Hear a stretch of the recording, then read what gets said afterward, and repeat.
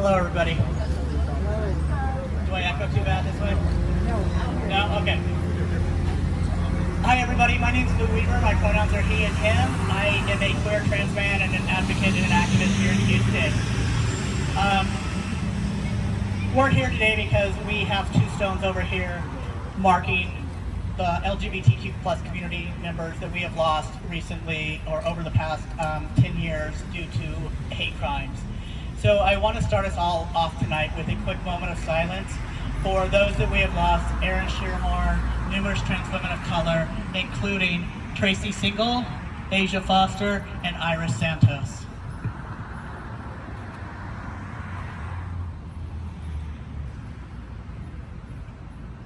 Thank you. I want to introduce you to Alan Everett.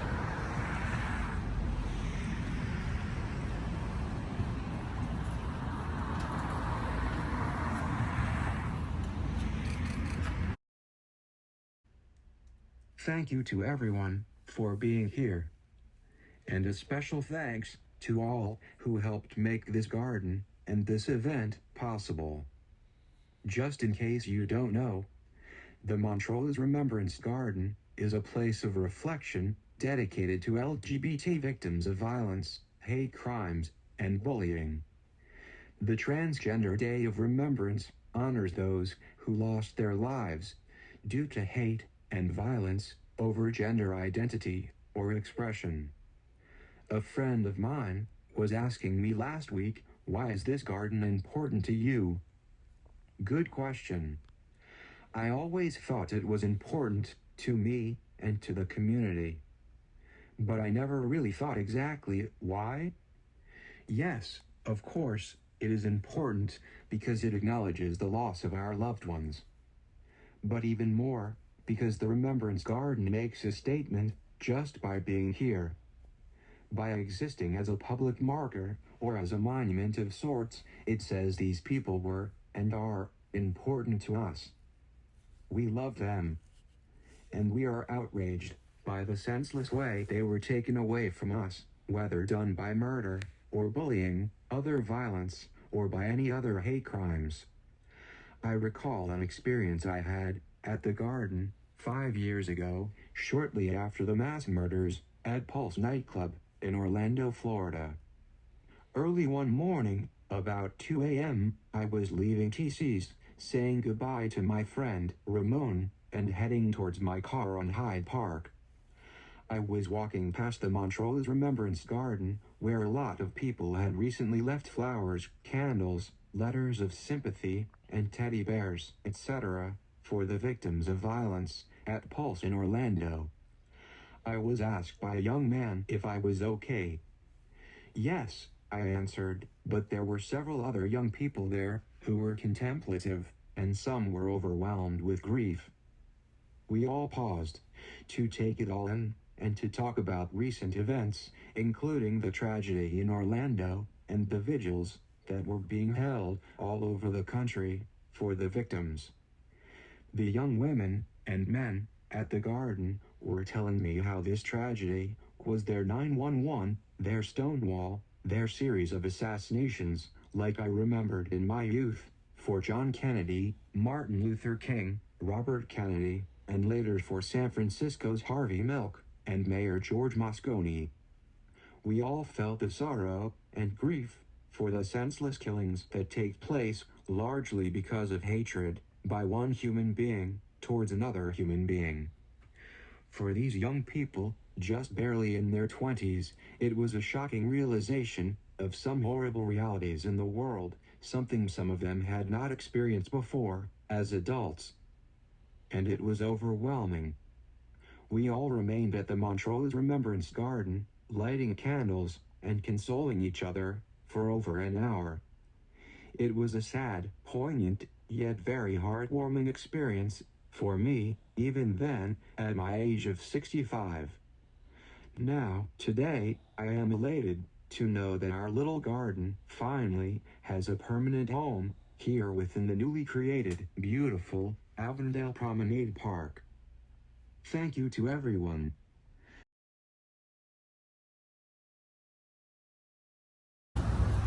Next, we'll hear from KATY Stewart former Executive Director of the Transgender Education Network in Texas.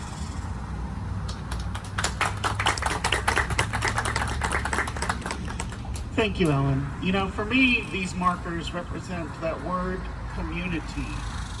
And community is so important, right? I look out across this crowd and I see community and family, brothers, older brothers, aunts, uncles, all in a family of choice that brings us together in this word community. It's important, you know, Lou brought up names of some of our community members, some of our family of color. And it's up to us as community to remember those names, to speak those names, not only to the law enforcement that arrive on the scene, but to remember them year after year, every time we do this. Our community is not, you know, we're always portrayed in the media as a white-only sort of club, right? A white-only family. It's not. We are black, we are brown, we are yellow, we are red. We are so many colors as our flag represents. We are community. And that is what these stones represent. As we think about the violence that has struck our community down over the years, let's also expand on what violence means. Let's think about violence in other ways. We're currently in a special session, right, that has legislators attacking our trans youth. That is violence. Policy that works against the LGBTQ+ community is violence. We have to make sure that in our communities, we bring forth people, we support leadership, and we raise to elected officials, individuals who support this concept of community and create policy that is inclusive of us in positive ways. Again, thank you for being here this evening, and I hope you take a moment to see the markers. This was a wonderful effort by Lou, by other members in this community, Phyllis Fry being one of them, all of us knowing Phyllis. So thank you for being here, and I turn it to Abby, if you would come up and say what you need to say. Thank you. Thank you so much, Katie, and good evening. It's really an honor and a privilege to be invited to speak with you all today, so thank you for the opportunity. I'm going to be thanking several people, and I'm sure I'm going to miss someone, so if I do, I apologize, but really there's a lot of credit to go around, so I'm going to do my best to get to everyone. But of course, we're here today to recognize the 10th anniversary of the Montrose Remembrance Garden and Transgender Day of Remembrance. And I'm so happy that we now have a permanent new home for the Remembrance Garden, where the community can come together to honor those who are no longer with us, but also those who are survivors of anti-LGBTQIA+ violence, hate crimes, and bullying. And today we also remember, in addition to Aaron Shearhorn, all the victims of this type of hate violence, as well as advocates who we all will continue to make sure that their names are not forgotten, including Monica Roberts and Ray Hill, among many others in the community. This is an important part of Montrose and District C's history, and it's not lost on me that we're standing a few steps away from the ending point of the original Pride Parade, and I know that former Mayor Pro-Tem Cohen will talk about that as well, but this is a testament to what happens when the community and the city come together. From civic leaders in the near-town Montrose and Avondale areas to the Houston Parks Board and the Parks Department, and of course City Council and the Mayor. A few weeks ago, we were actually here for the ribbon cutting of the opening of the park, and it was in large part thanks to Lou and Eden and several others who were present, who started a conversation, and we felt that it was important to have a standalone event for the Remembrance Garden, because it's so important that it is a standalone, that it stands out on its own as a place where the community can always be and come together to heal and to stand in one voice against hatred and bigotry. I want to point out we also did have some state funding for this, and I bring that up because, as Katie mentioned, the state's attacks right now are wholly unacceptable. So while we're appreciative of different department funding, what's happening with our elected officials is unacceptable and disgraceful. The fact that we should never have had a need for a remembrance garden in the first place. The fact that we do is an issue that must be addressed. But we also should have never had Texas listed as the second highest number of transgender murders in the country. That LGBTQIA+ people are nearly 4 times more likely than non-LGBTQIA+ to be victims of violent crime. Words matter, and we need to be doing everything that we can to improve safety for the community. And coming after our children is not the answer. And we will always stand up and say no to that. So it's imperative that we continue to fight for equality. And 2 such individuals were Judge, of course, Phyllis Fry, who contributed funding to this, but also my predecessor, Mayor Pro-Tem Cohen, who was instrumental not only in the vision of this park, but in securing the funding for the now permanent home for this garden. So Mayor Pro-Tem Cohen, thank you. It's an honor to continue to serve, carry on your legacy of fighting for all in our community in the district. I also want to thank everyone who's played a role in this dedication, including TENT, Transgender Foundation of America, Alan Everett, Lou, Eden, the Aaron Shearhorn Foundation, and of course so many others that are standing here. I see Dee Dee's high tops, hey, and Lane. So our speakers, as you all know, are in this fight and continue to be, as are each and every one of you. But above all, it's about you, and it's about the community, so thank you for being here today. And I brought with us a proclamation from my office. We don't need to read it because I know it's hot, but I will present it to Alan. Of course. And I wanted to also recognize Commissioner Ellis's office, who's also presented a proc if you want to come up. Commissioner Ellis is always an ally and has been such a big part of this community in fighting for the equal rights. So again, thank you all, and thank you so much for organizing this. Next up, we have Mayor Pro Tem Cohen. Thank you, Councilmember. Thank you very much. I actually am a little bit at a loss for words, which is very unusual for me, because I remember when this was a schmutzy, dirty corner right here that no one wanted to pay attention to, and people came into my office and said, we have an idea, and here's some drawings that we think would be terrific. And I looked at it and I thought, not in my wildest dreams can I imagine this. And standing here now and looking at everything that there is, it's phenomenal. And the people who had those dreams, many are here today. I just want to applaud you all for being here, for making this come true. I've been pleased to advocate for the creation of the Avondale Promenade Park since the idea's inception in 2014, when the Houston Parks and Recreation Department first identified the lower Westheimer corridor as in need of green space. There's simply nothing here. We knew at the time, given this area's unique historical and cultural significance to Houston, and particularly to the LGBTQ+ community, that the planning for this new park must blend these elements into the design.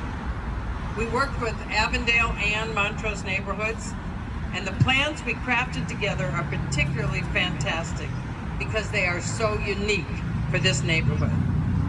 They highlight both the historic architecture of the neighborhood and the relocation of the LGBT Remembrance Garden to the new park.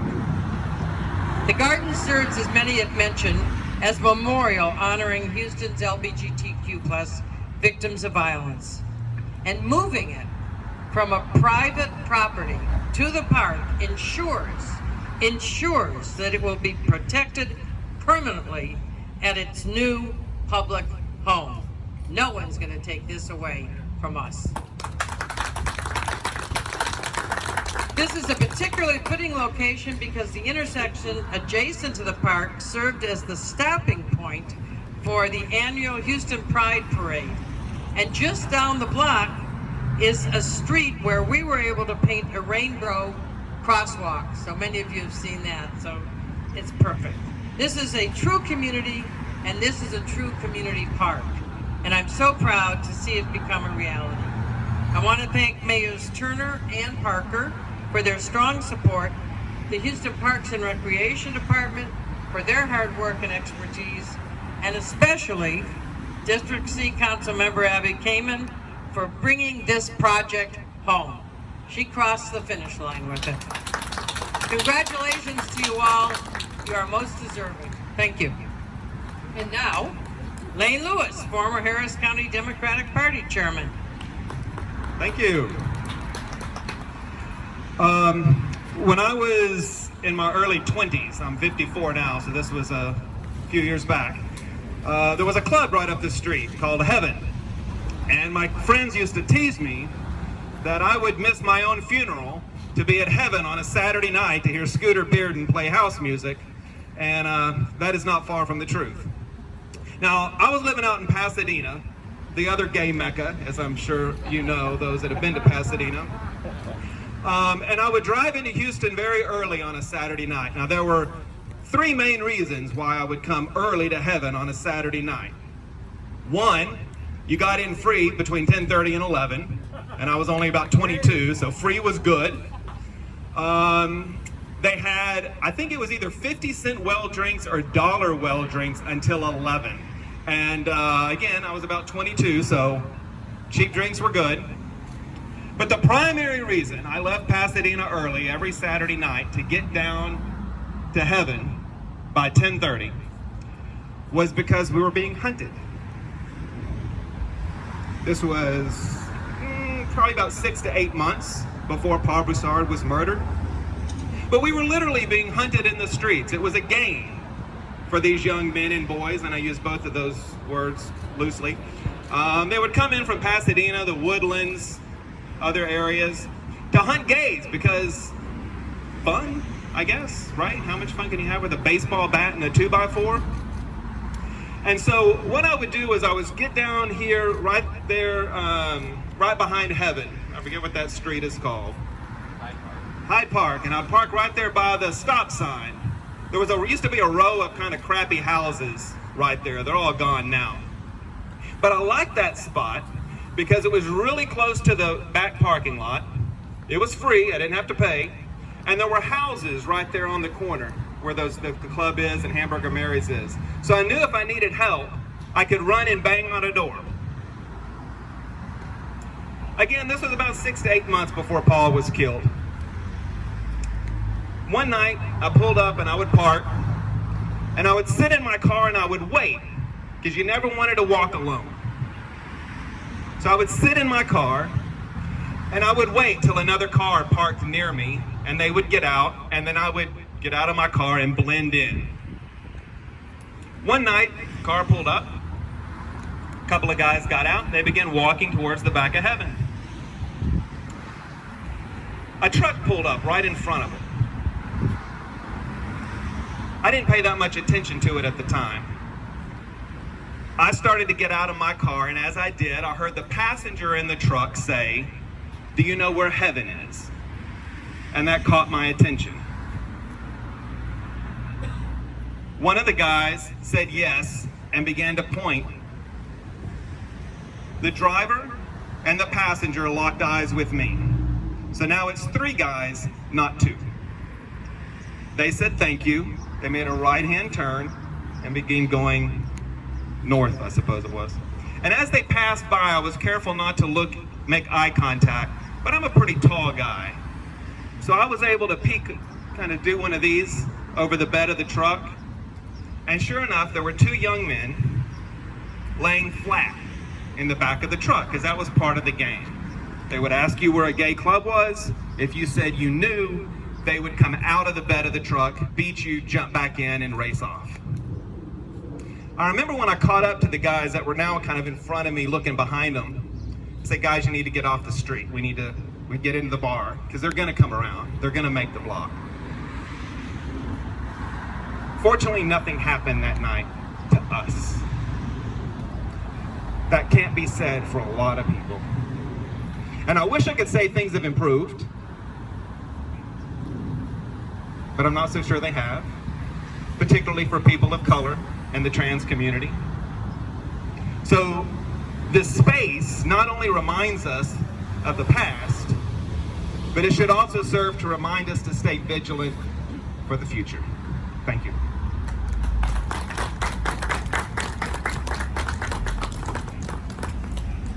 Good evening. My name is Torres, and I'm the founder and CEO of Pride Portraits.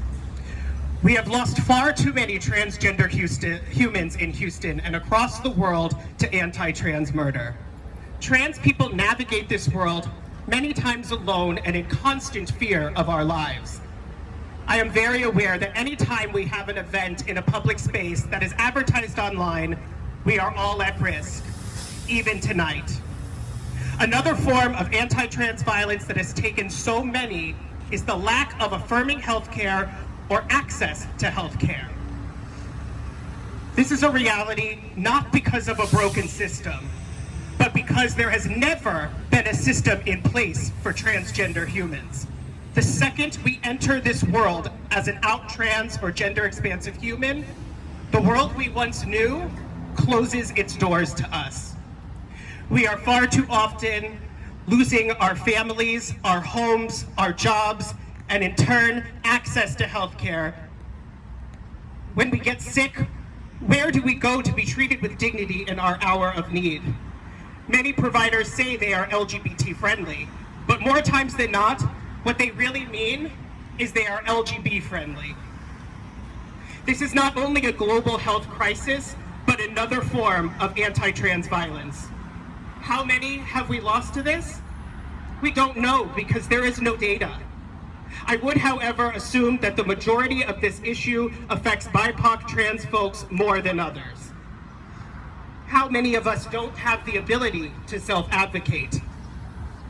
Cisgender folks, when we are angry, upset, or sad, please remember the amount of struggle we are holding on our shoulders. Because some cisgender people see us as less than human. Our fight is to stay alive, and it never ends. It's exhausting, and it's the most dehumanizing feeling I've ever felt. But we have absolutely no choice but to continue fighting. So I hope you will all join me in standing up and speaking out for trans and gender expansive humans. Thank you.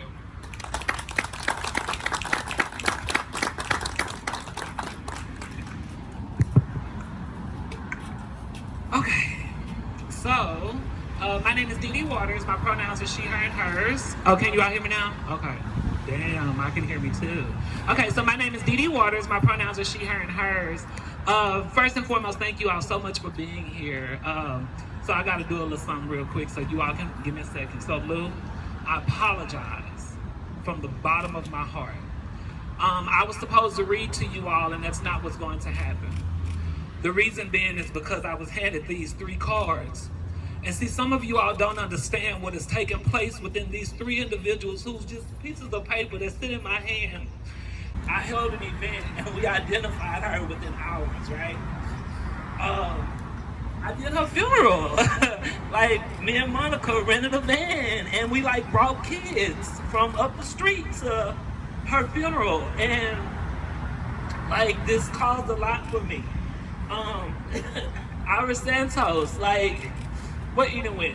Thank you. Because when I needed you, you showed up. You know what I'm saying? Like, I don't need to know why, but you know why. Like, and that's what's up. Like, you all may not even understand to what capacity, like, this is done. But if you go down 2 blocks, there was a girl that was murdered that me and my goddaughter just talked about earlier named Lil Bit, which was, there was a bookstore, an adult DVD store that was right on the corner. She was murdered in that alley. Like, what we don't understand is that we walking on bodies and we don't understand what that looks like. But to see this, it allows us to be reminded, right? So like, these tears that I shed are tears that are watering these seeds that have been planted by people that some of us will never know. You know what I'm saying? I've had to surround myself with people that I've either met or never met before, and the only way that I know them is through their death, through their murder. And so it's like, it got really, really complicated as I looked at these. And even then, Asia Foster did her funeral right up the street. You know, Asia worked for me. She was my assistant for a while. I never thought that she would be the one to be murdered. It is a sad reality for myself that I've come to a place to where I don't want to get close to trans people, specifically black young ones. Because it's a sad reality that one day I will be holding a card or lighting a candle and I'll be saying their names and you all will still live your life and you will go on through it, and that is okay, that is fair. But it's a reality to me that becomes oh so sad. I get tired of seeing people and when they see me all they think about is death and murder and the fact that I've lit a candle for someone. It just becomes a lot. So to see a space like this, where there is an acknowledgement of our murders, of our lives, of our existence, and to see things that things are born here. And like, until you all are able to get that, it means so much. And so I ask that regardless of all of the people whose names we say, that we be mindful of the names that we don't say, right? And that within that we look at these trees, and we not be worried about the names, but we look at the life that comes from within these trees. You know, I was taught once by an old wise person. She said that whenever the trees grow, it wasn't about the bark, it wasn't about the limbs, it was about the leaves that helped to cleanse the oxygen so that we could simply breathe. So as I look at these trees and these plants and I see this grass and I see this nature that comes around, it gives me hope. It allows me to know that if I don't wake up tomorrow morning, that will be a way for people to be remembered, and it don't have to be by me. And that's a sad reality. But I will let you all know that it is greatly appreciated because it's something that's needed. So although I wasn't able to perform or to read for you all on today, it's extremely overwhelming. Like, just to think about the number of funerals that I've done, the number of people whose names I've called out and lit candles for, the number of these people who I knew, you know what I'm saying? And to see these three, and for y'all to not even know that there was over 30.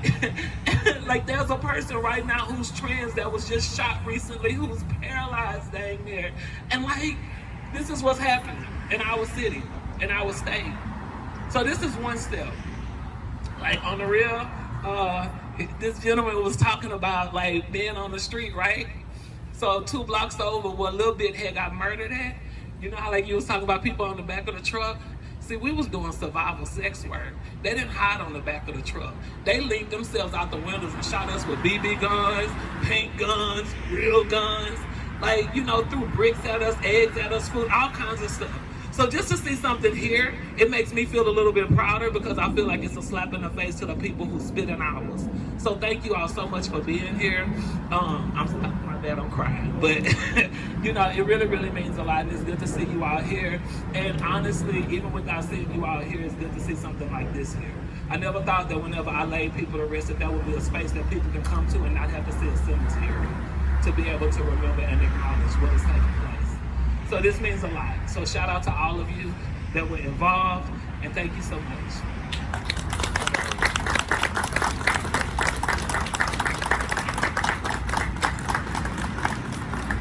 So thank you, everybody. I'm going to read a statement from the Houston Coalition Against Hate. They couldn't be here tonight, but I thought it was very important to hear from them. So the Houston Coalition Against Hate is grateful for the opportunity to express its solidarity with people of all gender identities and sexual orientations in our community and across the nation. As a network of 55+ organizations, institutions, and leaders working together to reduce hate and encourage belonging in the greater Houston area, we are acutely aware of the staggering statistics of trans lives taken far too soon. Our thoughts and condolences are with the families and communities of those who have passed. May their memories be an inspiration to all of us who know that everyone deserves to be safe and protected. We must not remain silent. We urge everyone here tonight to courageously stand firm with us against all forms of identity-based hate, bias, violence, and discrimination in our community and across the United States. One way we can do that is by participating in one of our free virtual bystander intervention trainings and inviting your friends, neighbors, and colleagues to do the same. The workshops include both knowledge sharing and scenarios where participants can practice intervention strategies in a variety of settings in person and online. You'll leave with both practical tips for standing up to identity-based bigotry and hate and a deeper understanding of what generates these attacks. The next session is Thursday, August 19th at 5:30 p.m. For more information or to register, just go to the HoustonAgainstHate.org website. The trainings are appropriate for anyone high school or above, so please share widely. So their words. So I want to share mine. Dee Dee, you don't owe me an apology. I'm happy that you showed up. We asked you to do this way too many times, and you're right. People associate seeing you with a memorial of some kind. I debated this afternoon whether to change my t-shirt. I put this t-shirt on because most of you know that either my shirts are queer or Batman or queer Batman. So this is what I happen to have on, and I thought, should I put on a dress shirt? And I decided against it because I've been saying for a very long time that silence equals death when we were silent about the way that our trans and non-binary friends, community members, our nibblings are all treated. We live in the 4th largest city in the United States, and we are still without an equal rights ordinance. We live in one of the biggest states in America, and instead of protecting everybody, as Councilmember KAMIN said, they are literally attacking trans youth in the special session. They are trying to attack access to health care. Ian was talking about that. And it's not just my transition-related care, it's abortion care, it's everything, right? It's all on who can be okay, who is visible, and who is allowed to take up space. Every one of you, we are the ones allowed to take up space, and we have to continue to do that. And I want to say thank you to all of you who gave up time of your night to be here and to do this, because it's not easy. It's never easy to sit here and talk about the people we've lost, but we have to do it, and we have to remember the people that are here, because if we don't, it will happen over and over and over again. We already know this. Dee Dee knows it on a personal level, as do many trans people. I really want to thank HPD. I know having a relationship with the police department can be very difficult for folks, but we have an LGBTQ liaison who is a member of our community who has gone above and beyond to make sure that she is known to us, that we know her, and beyond a shadow of a doubt, I trust Officer Joe Jones, as do many others. She alone has helped people connect to detectives and has helped solve crimes against the trans community just in the past year and a half since she's taken this position. I also want to highlight my lost officer, Stephanie Reyes over there. She is our hate crimes person. She takes the reports around hate crimes. If your officer who took your report didn't mark it, call Officer Reyes. She's your advocate. She will help take care of you, and she will be there for you. Officer Vo over here on my left, y'all's right, and to make sure that when we do this, we don't have to look over our shoulders for somebody laying down in a pickup truck or somebody leaning out of a window with a BB gun. I'm 51 years old. I came out as a trans man about 14 years ago, and when I brought home the first Transgender Day of Remembrance booklet, my mom looked at me and she was terrified. She's like, "This is why I don't want you leaving the house." She says, "Mom, people see me as a man. I'm not the one in danger." And it was somewhat flippant. It was somewhat there to tell my mother that I was going to be okay. But the reality of it is, people don't care about people like me. Just look at Hero. No men in women's bathrooms. No men playing women's sports is what they're telling us now. Y'all, we wouldn't be here tonight without the staunch advocates that are standing all around you, without Lane Lewis and the work that he did with ACT UP in the past, without Ray Hill yelling and screaming, Monica Roberts, Phyllis Fry. And we also have to say thank you to our elected officials who have time and time again shown up, who their staff goes above and beyond to make sure that we're here with a valid permit. I was just going to show up, y'all, but Ashley made sure we had the needed things. So I have a favor to ask of you all. I have two favors. One, if you have access to Netflix, do me a favor, go home and watch Disclosure. You have to watch it. Get your Kleenexes, sit there, watch it. And the second thing is, tell 3 people you were here tonight and tell them why. If we do not talk about this to our friends, to our family members, to our colleagues, it stays in a silo, and we will continue to be butting our heads against a wall that is immovable. But if we talk to those people who don't have the privilege of knowing trans and non-binary people, especially trans and non-binary people of color, they're never going to get it. We are their path to finding out that we are normal, that we are okay, and that we deserve the same equity and the same liberty that they do. And if we don't talk about it, we are some of the silence that is going to lead to our friends' death. So please, please go out and share the fact that you are here. Remember these people that have lost their lives. Stop by, honor the markers, and honor yourselves as you're living. Thank you all so much for being here tonight. Thank you. There's a bunch more bags. I made my neighbor like bag them up. So do her a favor and spill them all over the ground for me.